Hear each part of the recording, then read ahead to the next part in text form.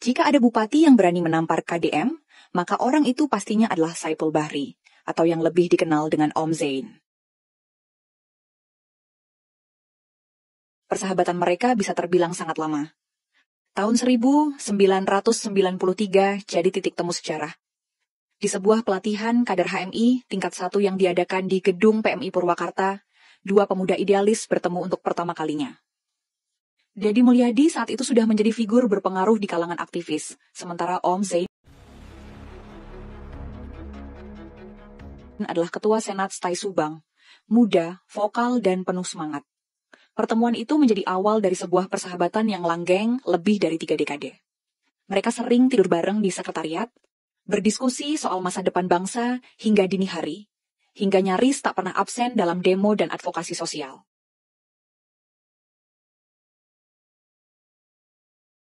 Keduanya tak hanya berbagi cita-cita, tapi juga gaya hidup aktivis, sederhana, egaliter, dan penuh daya juang. Bahkan, keduanya pernah nyaris tak makan seharian, demi membayar fotokopi bahan diskusi. Seiring waktu, Kang Deddy melaju kencang di jalur politik. Ia menjadi Bupati Purwakarta 2 periode, lalu anggota DPR RI, dan akhirnya Gubernur Jawa Barat terpilih di Pilgub 2024. Sementara Om Zain sempat lebih lama berkutat di dunia usaha dan sosial. Tapi karena kedekatan dan bimbingan Kang Deddy yang tak pernah putus, Om Zain akhirnya ikut maju dalam Pilkada Purwakarta 2024. Kang Deddy sendiri menyebut pencalonan Om Zain sebagai proyek hati, bukan sekadar strategi politik. Om Zain dianggap sebagai satu-satunya orang yang bisa diandalkan untuk meneruskan visi kepemimpinan ala Kang Deddy di Purwakarta. Dan benar saja, dengan modal kepercayaan publik serta dukungan moral dari Kang Deddy, Om Zain menang.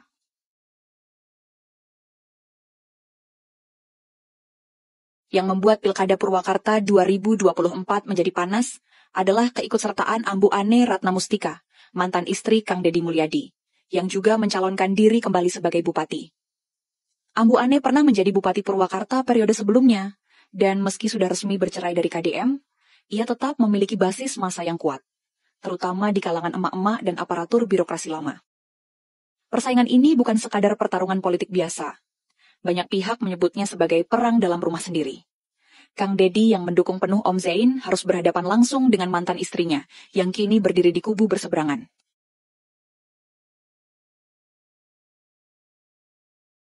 Situasinya menjadi rumit, karena publik ikut menyaksikan bagaimana relasi pribadi dan politik bertabrakan dalam satu arena. Namun yang menarik, Om Zain tetap menjaga sikap elegan. Ia tak pernah menyerang secara personal. Bahkan dalam beberapa pernyataan, ia tetap menyebut Ambu Ane sebagai tokoh perempuan yang berpengalaman. Namun, ia juga dengan tegas membawa gagasan perubahan, bahwa Purwakarta butuh arah baru, kepemimpinan segar, dan kesinambungan dari era Deddy Mulyadi. Bagi Kang Deddy, dukungan kepada Om Zain bukan soal balas budi atau upaya mengontrol kekuasaan. Ini tentang loyalitas yang tumbuh dari persahabatan murni. Di berbagai kesempatan, ia menegaskan bahwa Om Zain adalah orang yang memahami betul nilai-nilai lokal, kearifan tradisi Sunda, dan model kepemimpinan yang berpihak pada rakyat kecil. Sementara Om Zain sendiri kerap menyebut dirinya sebagai murid politik dari Kang Deddy. Ia belajar langsung dari pengalaman dan ketegasan sahabatnya itu, termasuk bagaimana menghadapi fitnah, tekanan partai, hingga dinamika rumah tangga yang tak bisa dihindari. Menariknya, meskipun banyak yang mencoba memecah keduanya, baik dari lawan politik maupun pihak internal, hubungan mereka tetap solid. Tak pernah sekalipun terdengar nada sinis. Bahkan saat tekanan makin kuat jelang pilkada. Iya, eta memang bicara kemadatan anak. Hasil pilkada 2024 akhirnya menempatkan Om Zain sebagai Bupati Purwakarta terpilih. Kemenangannya menjadi simbol kemenangan solidaritas dan loyalitas. Bukan hanya kemenangan pribadi, tapi juga pembuktian bahwa persahabatan sejati bisa mengalahkan ego, dendam, dan politik uang. Kini, Om Zain dan Kang Deddy memimpin 2 level pemerintahan, kabupaten dan provinsi. Tapi keduanya sepakat untuk tetap rendah hati dan terus bekerja untuk masyarakat. Bagi publik, kisah ini lebih dari sekadar berita politik. Ini adalah drama kehidupan yang penuh pelajaran. Bahwa sahabat sejati akan mendukungmu bahkan saat dunia menentangmu. Dan bahwa mantan pasangan bisa menjadi lawan yang elegan, selama semua pihak tetap menjunjung etika dan semangat membangun.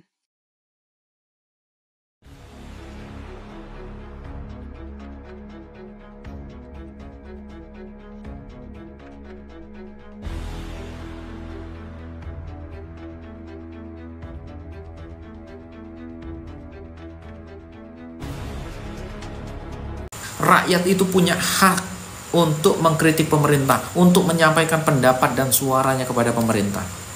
Karena pasal 28E ayat 3 Undang-Undang Dasar 1945 menyatakan bahwa setiap orang berhak untuk berserikat, terus berkumpul dan menyuarakan pendapat.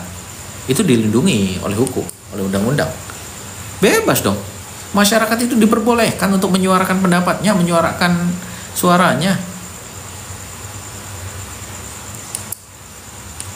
Bisa nggak sih Pak Prabowo lepas dari bayang-bayang? Nggak bisa. Lu tahu nggak suka pemerintah sekarang cara konten lu? Lu tahu nggak suka pemerintah sekarang cara konten lu? Maksudnya gimana, Denis? Bisa kritik, bisa kasih ide gagasan, dan bisa bantu melaksanakan. Begini, ini bagus nih. Ini bagus. Sanjeev bisa kritik, bisa kasih ide gagasan, dan bisa bantu melaksanakan. Jadi begini, sebagai masyarakat itu kita mengkritik pemerintah atas kebijakan-kebijakan yang tidak pro rakyat, atas kebijakan-kebijakan yang tidak bagus, tidak baik. Ya, setelah kritikan itu didengar, barulah kita diajak bicara sama pemerintah. Setelah diajak bicara, baru kita kasih ide gagasan. Setelah ide gagasan kita diterima, baru kita kasih bantuan. Saya membantu pemerintah dalam bidang apa? Seperti itu. Kalau ngeritik aja nggak didengar, nggak direspon, bagaimana mau kasih ide dan gagasan? Karena apa? Di setiap lini pemerintahan, mulai dari pemerintahan desa sampai pemerintahan pusat, setiap ide gagasan dan pelaksanaan itu modal, itu biaya. Masa saya sendiri ngasih ide, ya, terus melakukan bantuan itu harus gratis. Kalian tahu, ya. Pemerintahan, andaikan ya, dinas pertanian deh. Dinas pertanian saja, kalau turun ke lapangan untuk meneliti ada berapa jumlah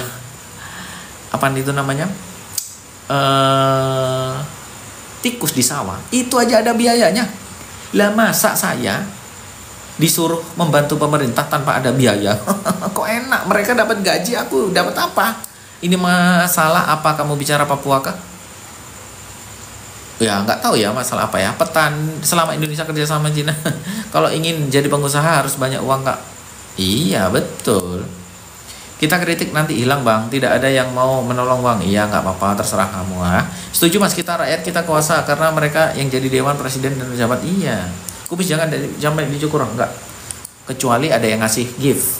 Paus 3, 6 paus saya potong.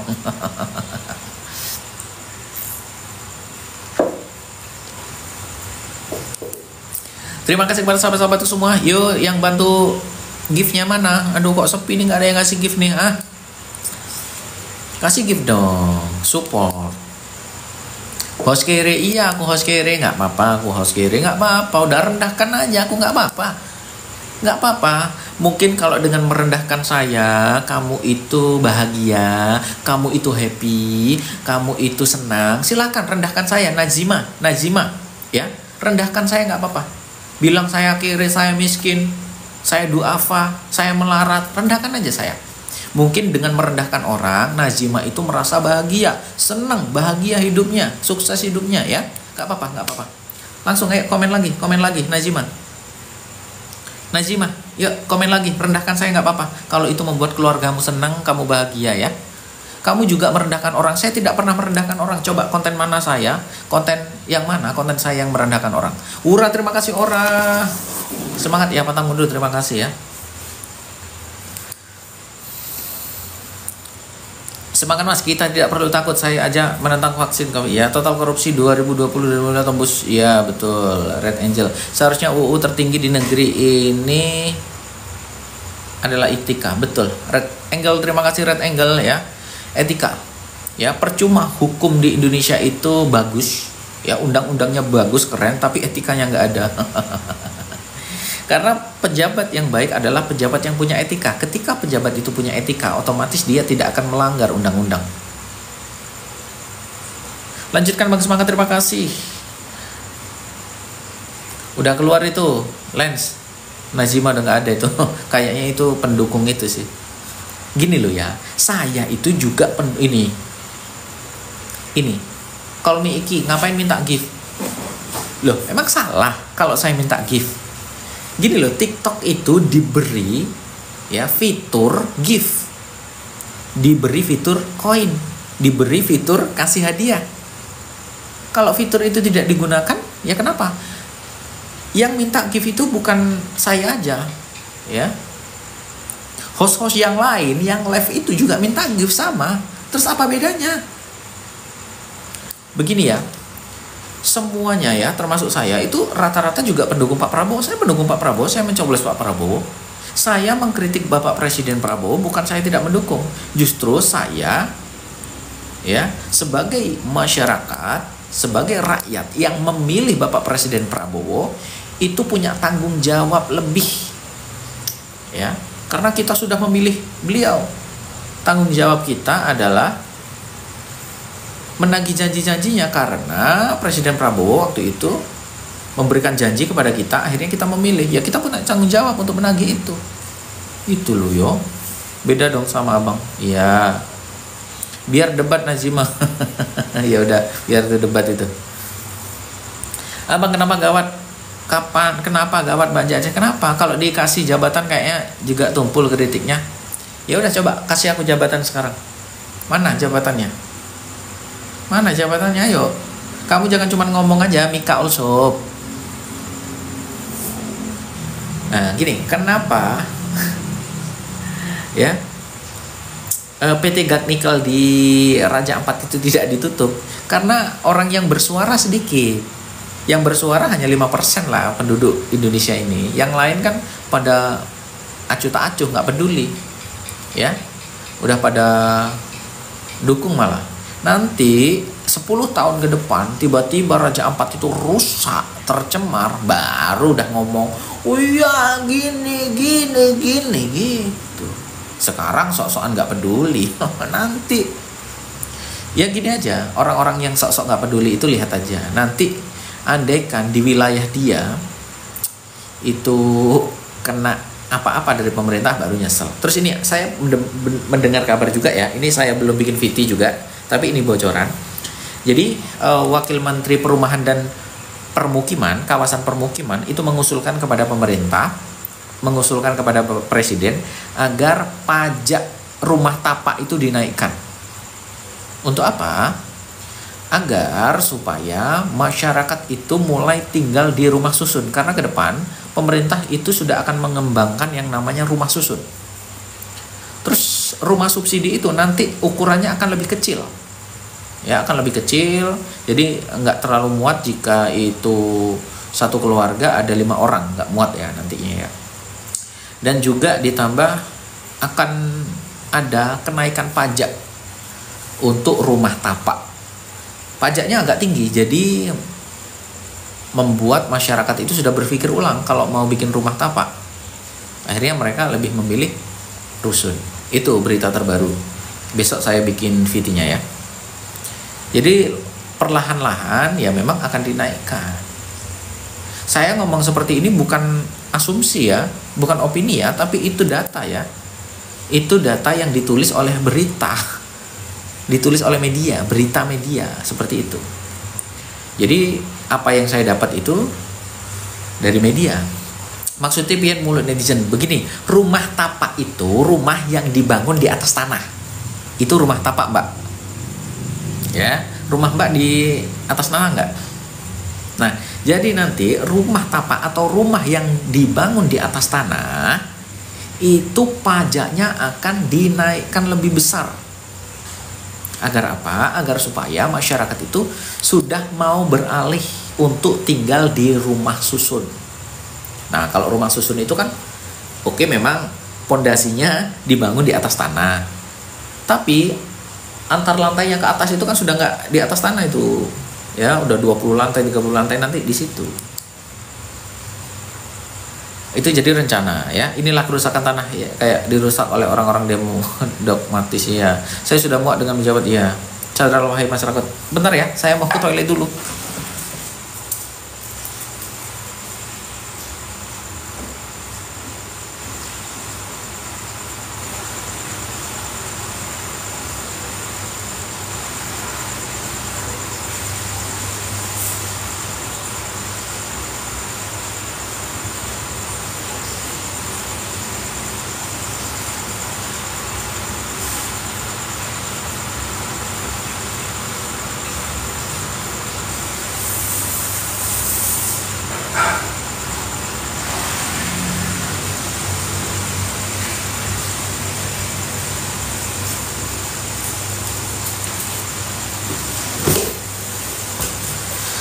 Alhamdulillah, nyesel lu pada enggak, saya nggak menyesal. Saya hingga saat ini, hingga detik ini saya tetap mendukung Bapak Prabowo Subianto.